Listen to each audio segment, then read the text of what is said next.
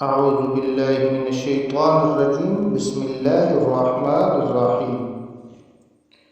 ایک دفعہ ملا نصیر الدین بازار سے جا رہے تھے کہ پیچھے سے کسی نے انہیں زور سے تھپڑ مارا۔ ملا صاحب نے غصے سے پیچھے دیکھا۔ وہ شخص گھبرا کر بولا، معاف کرنا، میں سمجھا میرا دوست ہے۔ ملا صاحب نے کہا، نہیں چلو عدالت چلتے ہیں، قاضی صاحب کے سامنے اپنا مدعا پیش کرنا۔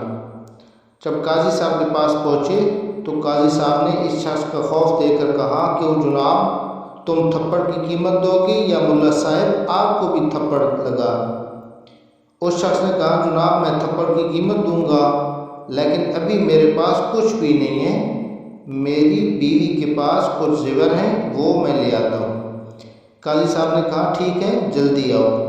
ملا صاحب انتظار کرتے کرتے تھک گئے، لیکن وہ شخص نہ آیا۔ ملا صاحب غصے سے اٹھے اور ایک زور کا تھپڑ قاضی صاحب کو دے مارا اور کہا کہ اگر وہ زیور لائے تو وہ زیور تم لے لینا۔ اور پھر ملا صاحب نے ایک تاریخی جملہ کہا کہ جس ملک کے قاضی صاحبان چوروں اور لٹیروں سے مل گئے ہوں تو اس ملک میں چوروں اور لٹیروں کو پکڑنے والا کوئی نہیں ہوتا اور ہر راہگیر لٹنے لگتا ہے۔